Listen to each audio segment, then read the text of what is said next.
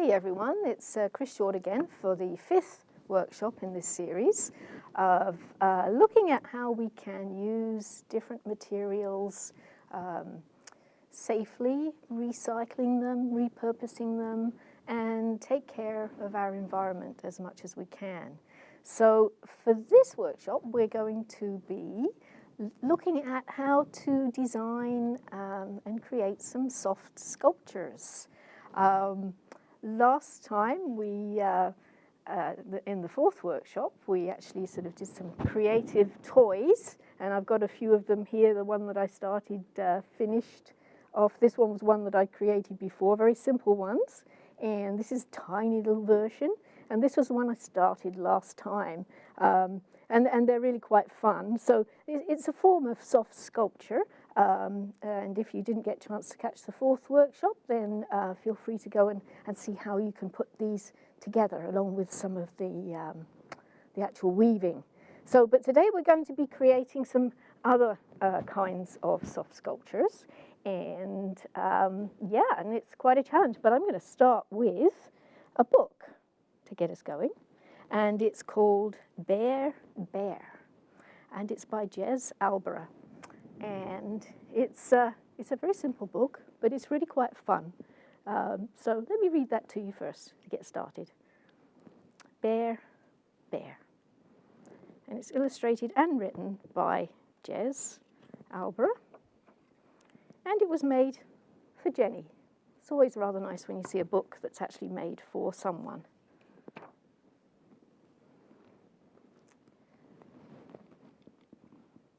So this starts with, to keep warm in the Arctic air, a polar bear wears polar wear.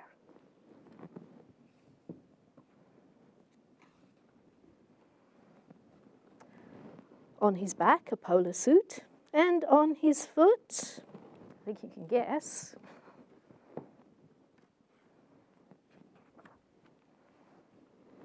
whoops,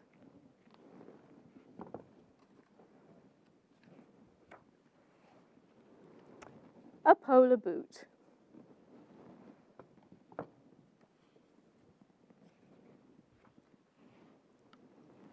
His gloves are really quite fantastic.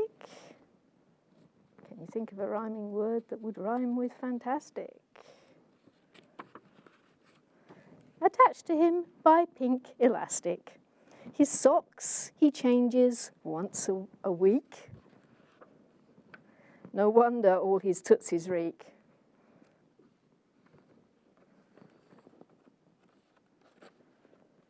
Such a struggle, such a task, to pull away a furry mask. He zips his zip, and under there, pale blue polar underwear. It's a wonderful rhyming book, this one. Very simple, but beautifully illustrated. His trousers dropping to the floor, he tiptoes shyly to the door.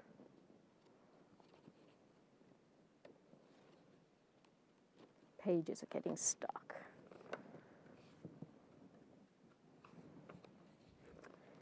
And in the steaming bath we find, guess what? A great big bulging bear behind. This book always gives me a little giggle. It makes me laugh. It's quite humorous, and I think, you know, sometimes when we're thinking about art and stuff, having a sense of humor is really important, and having a sense of humor these days is really important too for, you know, taking care of yourself. If you can laugh at things and have a joke, it makes everything seem so much better.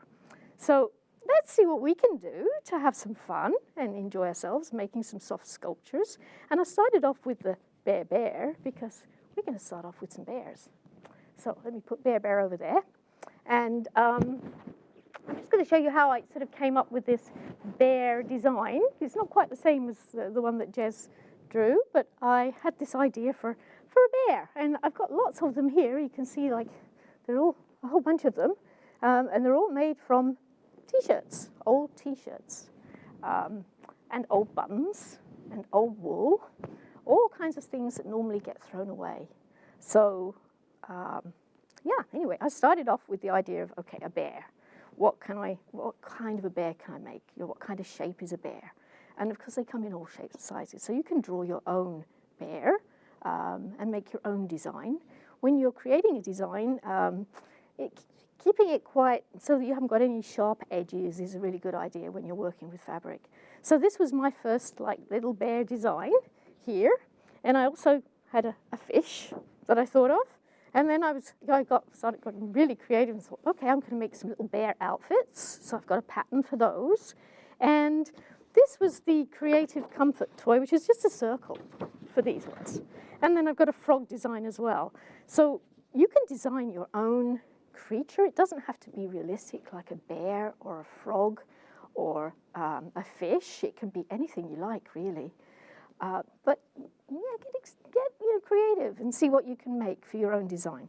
So this was the old T-shirt that I was using for some of my designs. You can see here I've got a little fish with a wiggly tail. And this actually came from this T-shirt. And then I decided to make the little frog here. There's my little frog. And he's quite happy. He can sit around. And so, yeah. So you can be really creative with your own designs. And although I've got this, and I'll certainly be leaving a template here if anyone wants a template to use, it's lovely if you can do your own. So I'm going to put this old T-shirt. I mean, it's slowly, you can see it's really worn. It's slowly disappearing. But I'm making a lot of different things out of just one T-shirt. So it goes a long way. And it stops our environment from being, filled with waste and things we don't need. So, okay, templates. So, of course, once I've drawn them, this is all recycled paper, by the way. So I always use recycled card, recycled paper. I cut out my little designs. And here's the frog. And I've pointed out kind of like, oh, actually, this side's the better side. You can see I was doing a rough bit on that side. Just to figure out where I'm going to put the eyes. So I do a little pencil outline for that. And this one was the fish one. And I cut out two of each of these. And the little circle one for this guy is just one. You only need one of those. So I cut those out first, of course. And you might need a hand with this. I got here a bear that I've started. So I pin it down onto the fabric and then I use pinking shears because it really helps. It gives you that little serrated edge and it stops the fabric from fraying very much. But you can use regular fabric scissors. It's really hard to cut fabric though with ordinary scissors, so you do need those special scissors and you have to be very careful when you're cutting too because they are very sharp. So once I've got my pattern on there, what I've done, I pinned it down so it holds it. And then you can see I've got my little marks there for the eyes and where the nose is going to be. So what I do with this is I just put my pencil through and make a little mark on my fabric here. So I know exactly where to sew on the eyes and the nose, how to sew the nose. And I kind of embroider the nose, really, is what I do with it. But you can do different things. It's up to you. It's your creation. So once I've done that then, and I've cut out my fabric, and say if you need a hand with that, then please ask an adult or someone to help you with it, because it can be quite tricky. But if you're okay with doing it yourself, wonderful. Okay, I'm going to take the pins out, and I've got my little pin cushion here, which you can also make for yourself too.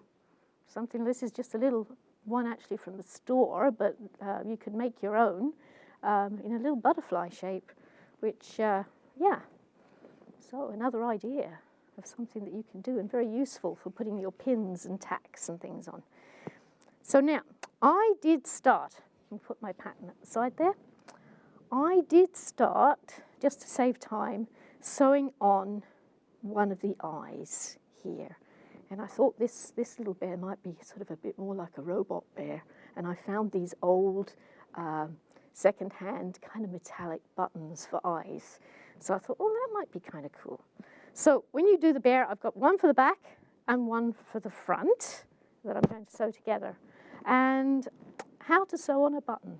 Well, first of all, you do need to thread a needle, which can be quite tricky, to put the thread through a hole there and bring it through. And when I'm doing this, I find this is actually embroidery thread because it will go through this button. You might have to use a regular sewing needle. This is a little bit of a wider hole for getting this through, so a bigger needle can go through and this thread can go through. But you might need to have a regular cotton needle with regular cotton thread, depending on the size of the hole on your buttons. So, how do I start this? Well, one way of starting this is I've got 2 threads here, and I'm just going to tie a knot. So tying a knot around my finger, and then pulling it through.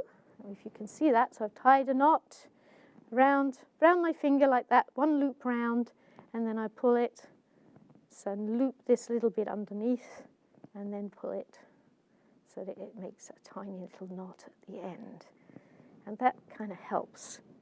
So, I don't know if you can see there, but there's my pencil mark for my eye, and I'm going to put my needle from the back into that little pencil mark there, so roughly put this point there. So, I come through here, and there, and because I've got this knot on the back, it holds it in place, it doesn't slide through. And then of course I'm going to go through with my little eye, kind of line it up a little bit if I can. Do I want it to go that way or this way? Depending on how you turn your button will depend on, sometimes it can create a different expression on your animal, creature, soft sculpture. Okay, so I've got one little knot there. I've got one eye going up and down and one going sideways, but that's okay. That's fine. It gives it character. Character is good. And I'm going to go through just once and twice. And if you're using regular cotton, you might want to do this a number of times. I'm just going to see. I think it might go through a 3rd time. Yes. You have to make sure your buttons, oops, and be careful you don't tangle up things, that your buttons are very well secured, because if you have your soft sculptures or creative toys around with young children, you don't want them to be chewing on your buttons, because that can be quite dangerous. So make sure that you have your buttons sewn on very, very well if you have young children around. Okay, so now what I'm doing at the back is I'm just sewing 1 stitch on the back. You can't see it on the front there, so it's hidden behind the button. And I'm just going to go over the same place a couple of times, and that will hold your thread in place. So that's 1, and then 2, and you might even have to do that a 3rd time if you're using regular thread. But oh, it's getting stiff because I'm going through that quite thick now. And that will hold it really well in place. And then I can cut this like so. Okay. So now I've got my 2 eyes on my little teddy. I started out calling these t-shirt teddies because they were made from t-shirts. So now I want to create a nose, and I have the little mark there that I put my pencil, so I know roughly where to put the nose. It's up to you where you put your nose and how big your nose is. So I'm going to do the same thing again with this thread. I'm using the brown because it seems to go with it, but you can use many different colours. It's up to you. Okay, 1 knot on the back, and this time I'm going to come up to where I want the nose to be. So I have to go around the back again and come up through the back and come out towards the front. And you can see it just catches it there and holds it in place. So now I've got my thread coming over, and I want to make my nose. Now, so I'm going to come over, I think, see how big a nose I want for this one, and go once through. That would be a very tiny nose, but I think I'd like it a bit bigger than that. So I'm going to come back, again, turn it over this way. I'm going to come back in just beside where I went in before, and come out again, and then go over, just beside. See, I'm going just beside the thread before. So he's going to have a little bit of a bigger nose, I think, this one than the usual ones.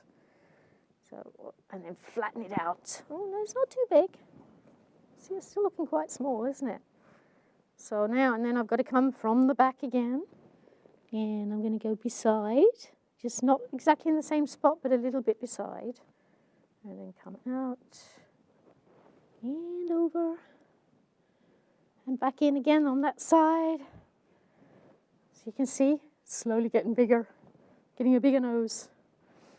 It's kind of looking a bit crooked too, so I might want to straighten it up a bit. And so you can just, by putting it in and out, you can change the shape of your nose. Oops, maybe I don't want to go through that much.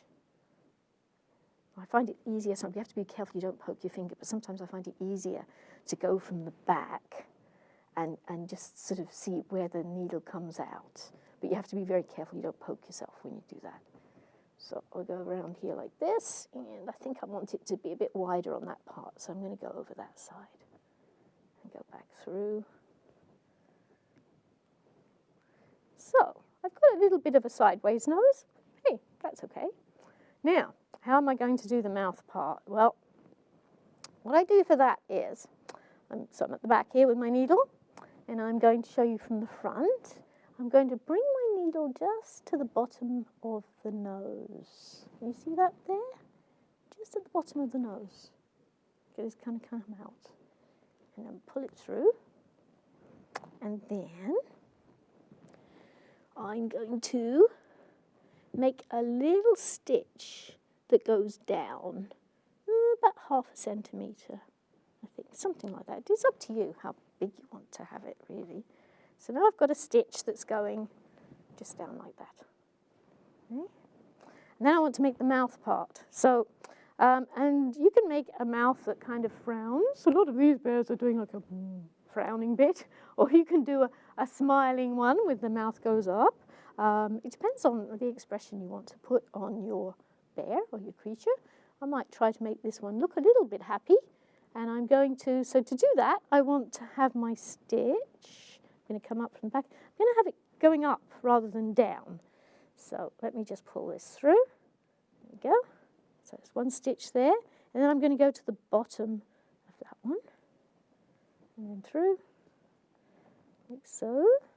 So you can see I've got like half a smiling face. And then, so I'm doing that, I'm going to go up through the other side, because now I want to come and have my expression so that it's more smiley. A smiley robot bear. So you can use your imagination. I'm almost running out of thread now, so I might have to tie another knot on the other end. So I come out, and then I'm going to go back in at the bottom part there of the nose and the mouth part there. Oops. There. Let's just open it up, pull it out a little bit so that it's there. So now I've got my little bear nose, my little bear mouth. And I just have to stitch this on the back so it doesn't come loose, right? By just going, what I find sometimes is I just go back to the top where the bear nose was, and that's quite handy for looping it around a couple of times and holding it in place. And then I can chop this part off, like so. There. And put this back on my pin cushion so I don't poke myself or anyone else with it. Okay, so here we have my little bear face. Okay, now, what do I do next to get my bear ready and together? Okay, I've got the back here and I've got the front here. What I need now is to make sure that my face is on the inside, because I'm going to be turning this, stitching it all the way around and then turning it out inside out again. So you have to make sure that your face is on the inside, so the front of the fabric is on the inside, on both of them. Just make sure I've got the right, this is slightly different in each one. Luckily this fabric is the same colour whether you've got it one way or another. Yeah, that's better if it's better. But if you've got a fabric like this, where one side is, so your t-shirt has got a design on one side and not on the other, you really do have to make sure that you've got the front part on the inside when you do this next part. So, right, I have this one all ready to go here. Just going to put that, and what you can do is just use your pins to hold it in place now, because it does want to slide around a little bit. So what I do here is just pin it around so that it holds it in place, like so. And so I don't really, you know, if you're going to stitch, you need to make sure that it's not going to slide everywhere. And sometimes, I know when I was learning how to sew when I was younger, they used to ask us to do something called tacking, which is where you do a running stitch, which I showed you at the last workshop, but you make it very big. So you tack all the way around, in, out, in, out, in, out, but big stitches, and that holds it in place. That's something that you can do, and it does make your sewing easier to do by hand. Of course, you could always get someone, or you could, if you have a sewing machine, use a sewing machine. But of course, thinking about our environment and what power is that sewing machine using is something to think about. And it's really handy to know how to sew by hand, because it's very useful. So you'll notice on my pattern that I did for the bear that I have a little bit at the top, and it says leave open. And that's very important, because when I turn bear inside out, I'm going to need to put stuffing inside and then seal this little bit out. So I don't want to sew on this part here. So when I'm looking at the bear, like from here, I'm not going to sew from there to there. I'm going to start, though, just about here. And what kind of stitch do you use to make it really secure? If you use a running stitch, which I used last time, then that is not very good, because it's not very sturdy. So what you do need to know how to do is how to do a back stitch. And I'm going to use a white thread. I'm hoping that you're going to be able to see this better if I use a white thread on how to do a back stitch. So again, you can start with a knot when you start sewing, or you can do what I tend to do now is I will start with, I'm going to start actually on this side here. I'm going to sew, so I'm going to start where it's with the leave open, and you can always put a mark there with a pencil to show you. I'm going to start doing one little stitch, so I'm going to go in like this, leave just a tiny bit on the outside, and then come back up the other side for a little stitch. Oh, it's all going to pull through, I think. Ah, it is. That's okay. I'm going to go back in like this, and over a few times. If you can see that. I mean, I do it quite quickly now because I'm used to it, so I can bend the fabric a little bit and do it all in one go. But this is what I'm doing. I'm literally going in one side, through to the back, and then back up in the other direction. And like so. Whoops, and I have to be careful my thread doesn't come off my needle, or I'm going to have to thread it again. Okay, so to do a back stitch, and this secures it. So instead of doing a knot, I've gone over a number of times to secure it right at the beginning. To do a back stitch, I'm going to go down through to the back, and then I'm going to go make a little space. So I'm going to go a little bit past this one here to that side. So you can see I've got a little bit of a space. And then pull it through. And then I'm going to go back to the beginning of this one. And then through, like so. And then I'm going to take another stitch. So if you're looking at the back side here, you have to be careful you don't mix it around and go through the other way. So I'm coming up through the back. See, there's a little gap there between that stitch and that stitch. And then I'm going back to that stitch. This is why it's called a back stitch. And it's much more secure than doing a running stitch. So then I'm going to come back up. I do this because I'm used to doing this now, so it's quite fast for me. Well, that's not right, is it? That's not going to be a level line that I'm going to be sewing. And you notice that I'm leaving just a little edge there. You know, it's not even half a centimetre, it's only like a quarter of a centimetre from the edge. So I don't want to go right to the edge because that doesn't make it very secure. So let me try and see if I can get my line. If you want to, you can always draw your lines too with a pencil on your fabric to show you where to sew. You know, you can actually do a little line just all the way round.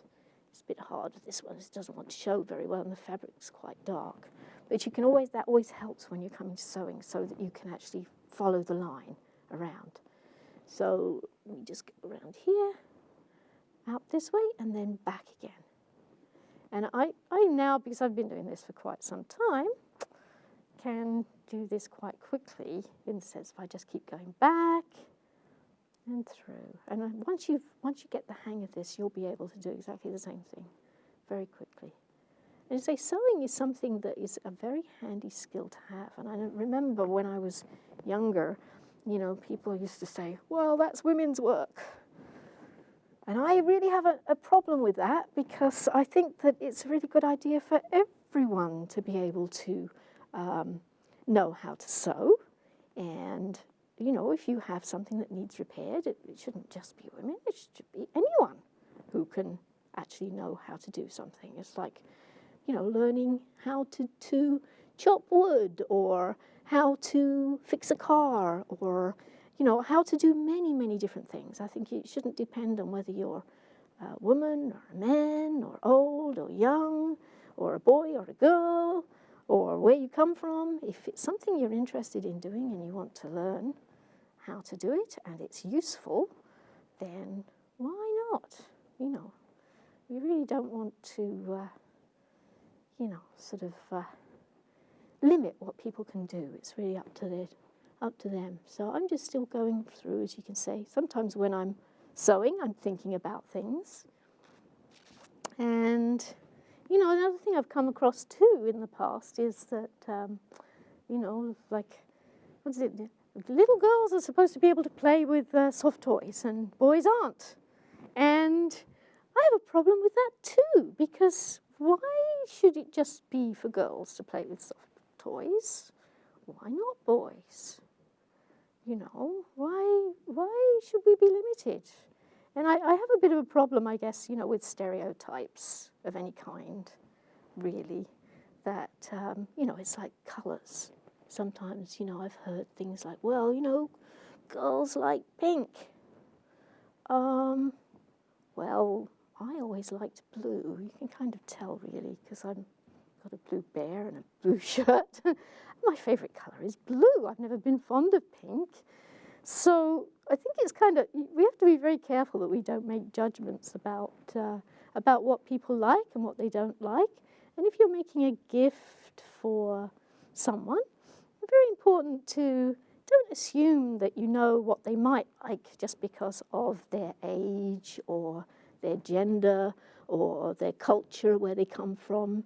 You know, just like ask them as an individual, you know, what it is that they like. Find out what they like, get to know them, because we're all different. We all have different likes and dislikes, and it's really important to see us all as individuals. So I'm almost out of cotton here. I'm busy talking and not really concentrating much. So now to finish off, I need to go over the same spot a few times so that it holds the thread in place. And here we go.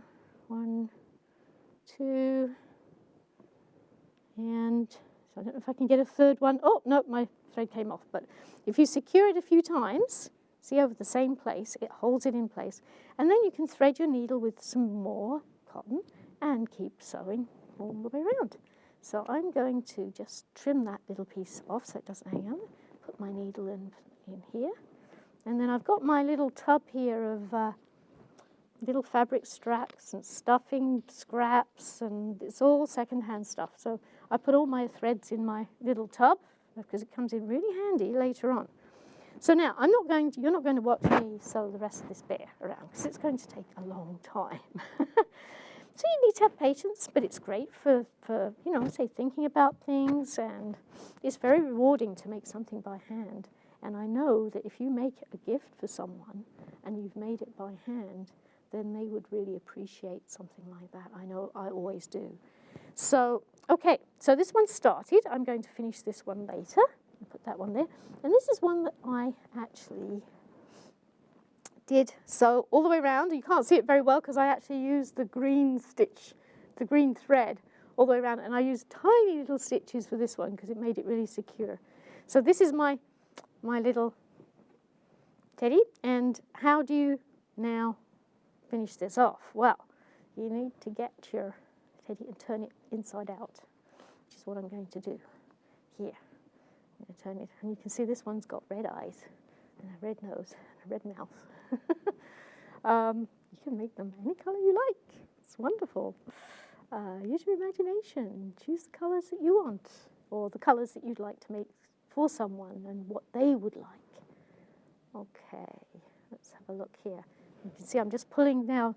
This is a little bit here for the arm, so I've got one arm that's come out, and then very slowly kind of push around and through and get the other arm.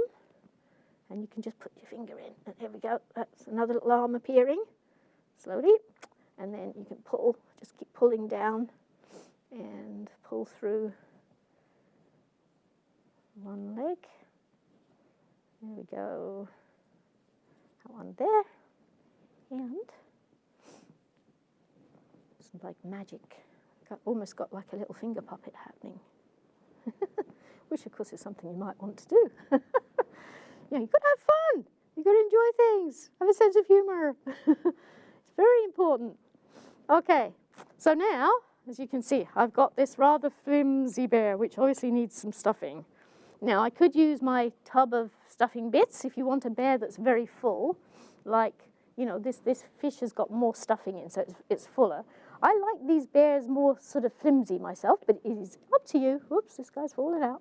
It's up to you how you want to do it. So I've got some old secondhand, like this is stuff from an old quilt that you can get, and I just cut it out into a kind of a bear shape. So I used my little bear pattern, again, to roughly get, it can be rough because it's the stuffing, so you know, that's okay. So you can see it's like roughly cut out there.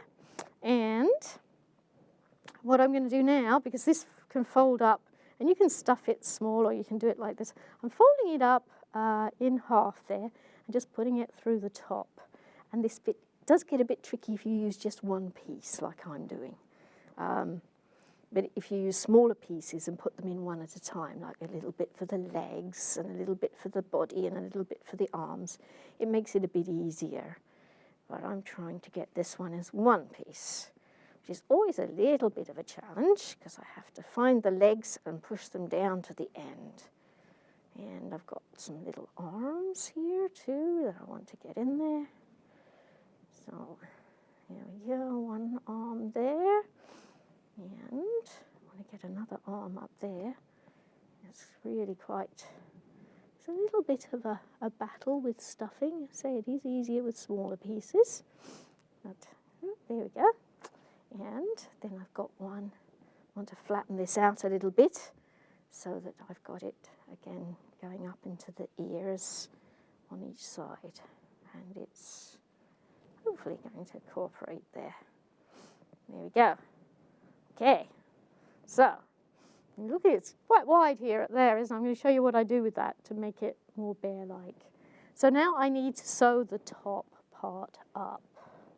And how I do that is I just make a little fold on one side and a little fold on another side, like so. And then you can get your pin. So I want to keep my ear shape here, if I can. I'm going to get my little pin here and just pin that there. And oops, try not to poke yourself like I just did. Okay, pull my ear out a little bit here.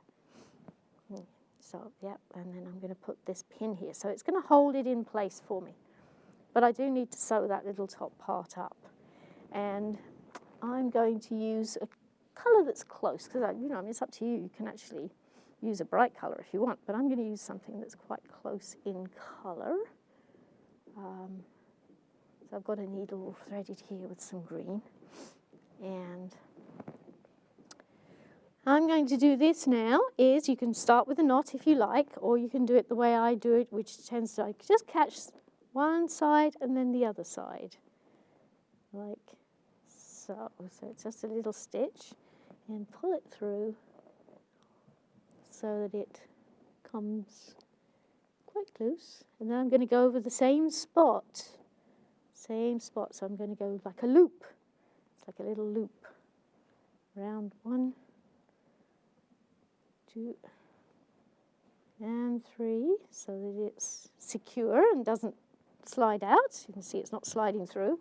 Now, so what I want to do with this is I want to be able to do the same thing through. So I'm not quite sure what the stitch would be called, but I'm going to go just a little way down and then loop through and make like a little loop through both sides so it holds it secure, and then move down a little bit more and go through both sides of the fabric so it's secure, and you get like a little knot. You don't want your stitches too far apart because otherwise it will pull it and it will gather it. So you don't really want that.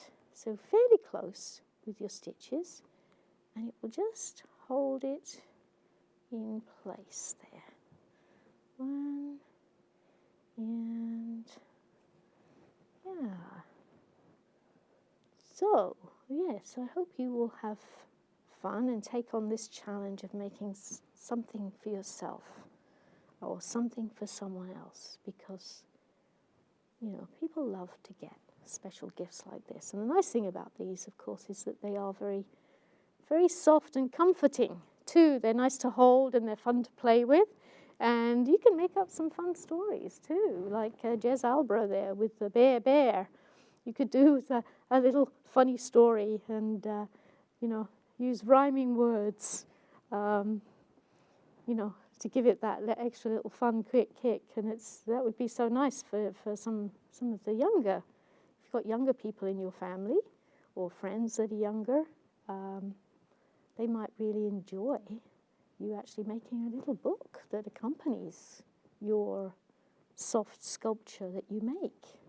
So it's an idea, something you could do, but I'm sure you're going to come up with some of your own.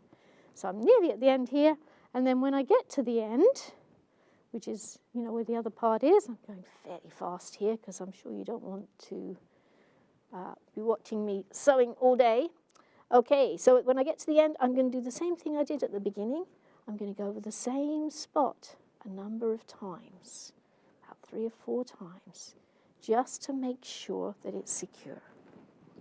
And then I can chop that off there with my scissors, which when they want to cut, don't know quite why they don't want to cut.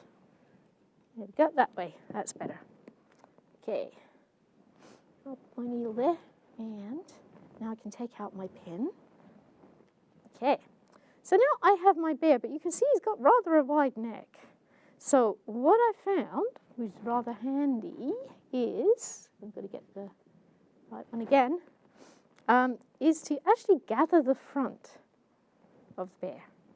So I start just around this neckline here, and you'll notice on my pattern, I've got this little dotted, sort of marked line, if you like.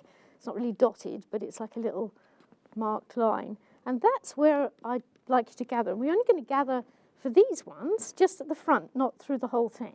So, and this helps to pull the bear and give him a little neck, which is kind of nice.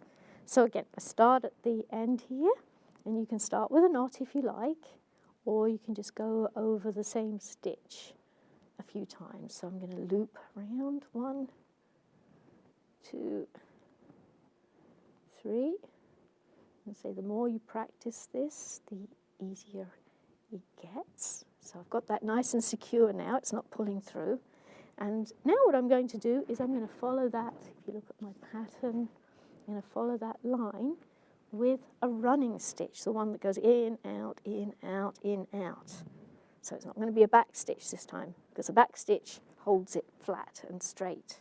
This one I want to gather the fabric. So I'm going to go in and out, in and out, in and out. I can do a few in a row, and keep it roughly the same kind of width for every stitch. So you get in and out, in and out, in and out. And you can see how it's beginning to gather there. And in and out until you get to the end. Like so. And now comes a bit where you can gather it as much as you want. If you want your teddy to go in, have a little neck that's quite thin, you can do that. Or you can leave it a little bit wider. It's up to you how you want your teddy to look. So once you've got it where you want, though, just hold it in place with one hand and then secure the other end so that you have that there. So one, I'm going to sew a number of times over the same area to hold this in place. 1, 2, 3 times of the same stitch. Now I'm going to do one more for luck. There we go. There. Okay. Chop this one off. Oh, I didn't quite catch the end there. So I might have to go a little bit closer. Be careful you don't cut your fabric. I might have the other scissors, might be a bit easier for me to cut that extra little bit sticking out there. Or maybe I'll get it a little bit later. Okay, so there we have one teddy. And if you were at workshop 4, you know how to braid a little scarf or necklace for your teddy. There he is. Isn't he fun? So much fun to play with. And they fit so beautifully in pockets, so you can carry them with you. So they make good buddies, actually, is what they do. So, okay. Now, I've got different ones here that I have made. Last time, I think when I was showing you actually how to do some weaving, so this little blanket here was actually from an old wool sweater that I took apart again because it had holes and it was falling apart, so I've reused the wool for that. And then I started actually making, this is another one I made last time, I started making a little weaving as well, and I finished it off. So I finished it off and made little braids at the back, and now it's got a little hat for this one. So you can just use your imagination for these. So much fun. Now, other things you can do with your bears is you can actually, and I'm going to just take this one apart here and just show you some other things that you can do if you like to help embellish if your bear or your creature or whatever you want to do. I'm just going to take the pins out of this one just to show you some of the options that you have. Let me just get my other tub here. Okay, there are some other things that you can do. I'm going to put that needle away here. Before, and it's a good idea to do this before, like sewing on the buttons and the nose. I'm just going to turn this one back here this way. There's some things that you can do, and you can certainly, do them once the bear's finished as well, but you can do them beforehand. Maybe what I'll do for this is I'm actually going to use the bear when it's finished to put these things on. But you can actually do some printmaking if you like, and I've got my little container here of different things. If you've got already made stamps, like this is an alphabet stamp thing, which is great, you can use those. They're really good. And they're made out of wood, which is kind of nice, and just rubber bases, which is also something natural. And you can use like a regular stamp pad or a fabric ink stamp pad to do this. And if you don't have some of these stamps, you can actually make your own. And I have got here these are from olive oil bottles, and they've got like a little cork part as well as the plastic on there. So rather than throwing them away in the garbage, I'm using them as stamps. now, and I've decided to do a letter. Now, when you do letters, though, you have to be careful that you actually, you have to be careful with reversing it, because what you print with your letter, if you do it just regular, and I've got one here that I did an F, and I put the F just as I see it on my cork. Let me show you what happens when you do that. This is the stamp pad here. Let me just show you what happens. I'm going to get a piece of recycled card here. Just get it out of my, I'll just put that there so I don't get ink on things. And show you what happens if I draw the F the way that I see it and I normally write it.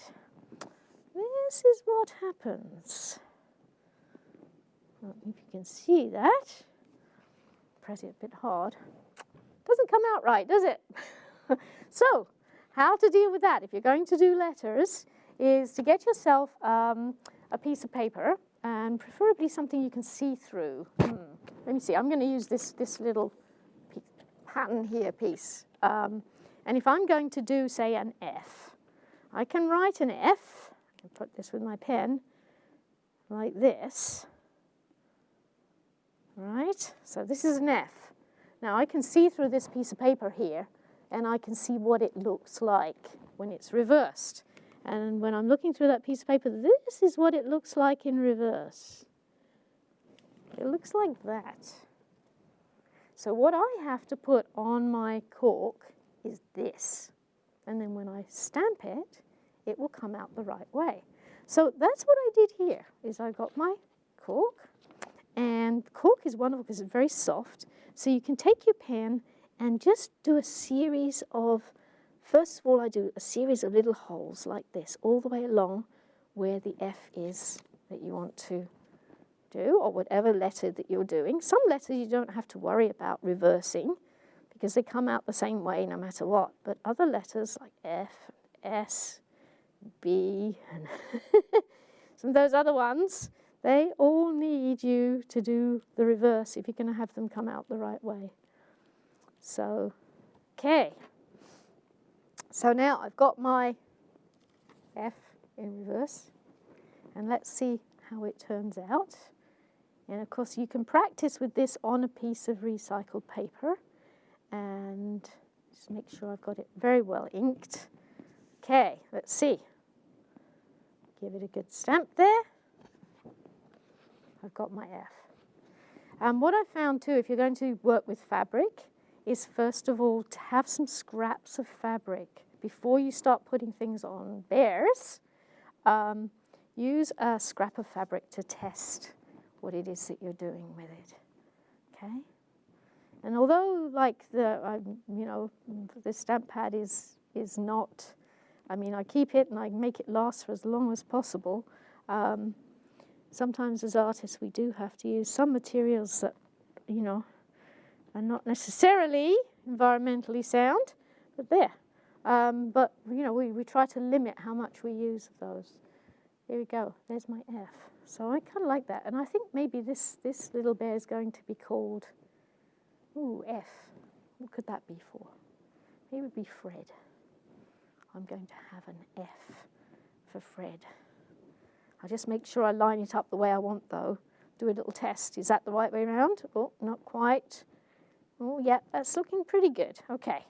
So I'm going to make this one. I'm going to give this little fella, let's see if I can get there. It's going to have a little F for Fred. And the other thing you can do too, so you can make your own stamps.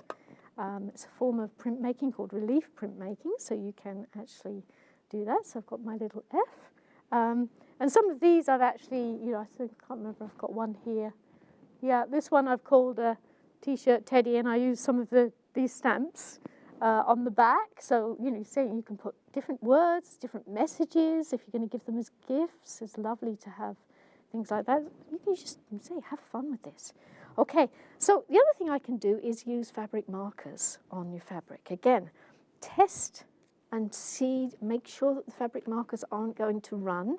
since I've got black for Fred there, I think I'm going to, let me see, I've got a black one here. Just check that your marker doesn't run, you know, on the fabric. It seems to be working quite fine for this. So maybe what I could do a pattern or a design or draw an image. I might actually this time just draw some clothing on my little bear called Fred. So I'm going to give him, I'm going to draw around the top there, and I'm going to draw around this part here. This will be like his little shirt for the arms, and yeah, I'll give him a little waist shirt as well. And don't forget the back, of course. It's not just the front. You can go around the back and line things up. And you could do this before you sew, or you can do it after it's sewn. In some ways, doing it afterwards is easier because you can line up your drawing that you're doing. So you can draw clothing on. Lots of possibilities. You could draw different designs. Maybe I'll have on the back here. Fred kind of likes squares. So he's got a little square design happening on the back of his t-shirt here. I'm being very quick here, but you can draw whatever you like. See, it's almost like a window on the back, isn't it? Okay, now for the bottom of his little shirt here, I'm going to just draw a little line showing that, and then match it up around here. Now, the ink on these things, on these pens, is permanent. So it's one thing when you're using them is to make sure you don't draw on your own clothes. And it's nice to wear an old shirt or something. You see, I often wear an old shirt when I'm making artworks. So now he's got a little shirt, and I could actually give him a little pair of shorts here. So I'm going to just do the bottom of the shorts and draw around.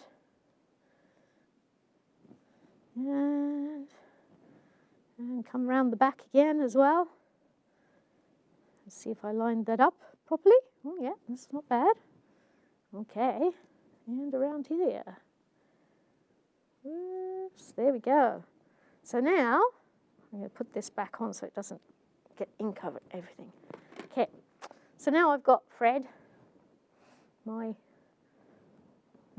he's got F for Fred. He's wearing a little t-shirt and a little pair of shorts, and he's got a little design on the back, and you can have so much fun. You can use different colours depending on the t-shirt colour you're using, of course, and just create a way. So yeah, so that's another way of doing. Now another thing you can do is actually make clothes. So you can actually draw clothes on, you can make stamped images, but another thing you can do is actually make the clothes yourself. And I'm going to put this away, and you can see from this, I did actually make a little bear tunic for one of them. You know, if it comes to a frog and a fish, you might not want to make clothes. It's up to you, though. You could. Why not? So what I did here for this one here is this one's a little t-shirt, and I did the same thing. I put the fabrics. I wanted to see what the design, because this is from this t-shirt. I never know quite what the design is. So what I did for this first is I, made sure I had the front and the back the way I liked it, and then put this on the pattern, cut it out. When I sew it, of course, what I'm going to do is I'm going to put this on the inside and this on the inside, and then sew.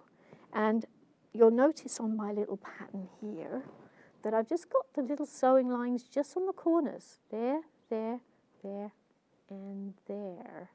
So the only parts I'm going to sew are this part, this part, this part, and this part.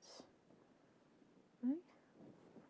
So, and you know how to sew, backstitch that I did before.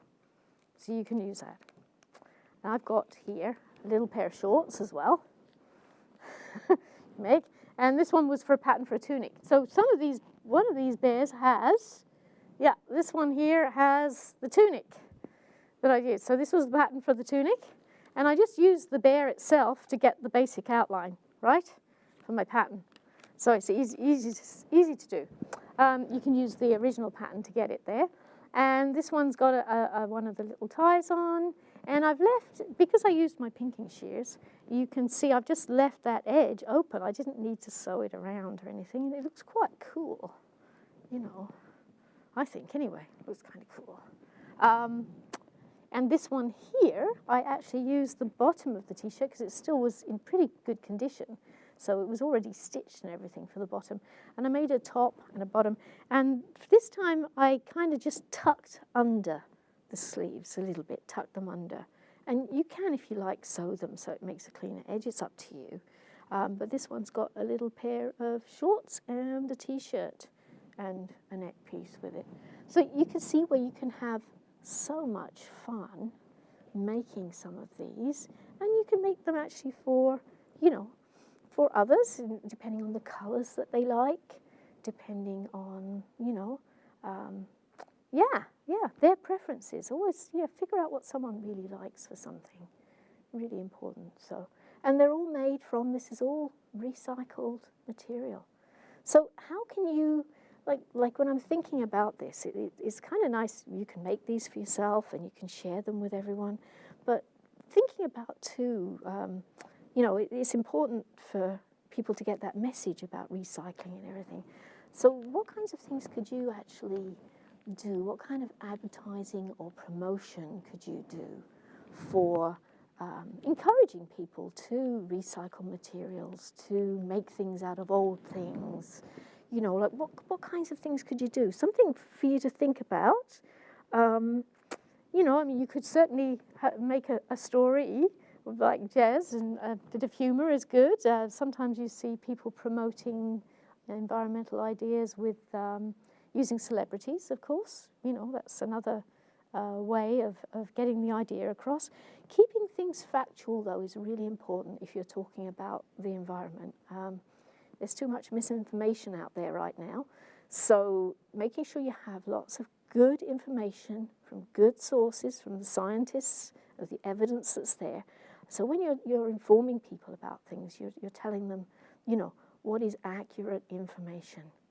And yeah, so things like that can really help. You could always have, you know, a website at your school or something like that, which would be kind of nice, where you can show some of the things you make if you decide to do this in a group or as a class. You could certainly have a little art exhibition as well, which would be kind of nice. Yeah, having people actually see the things that you make and promoting that idea of the environment and how important it is for us to take care of it and take care of each other and have a bit of fun and have a sense of humor as well.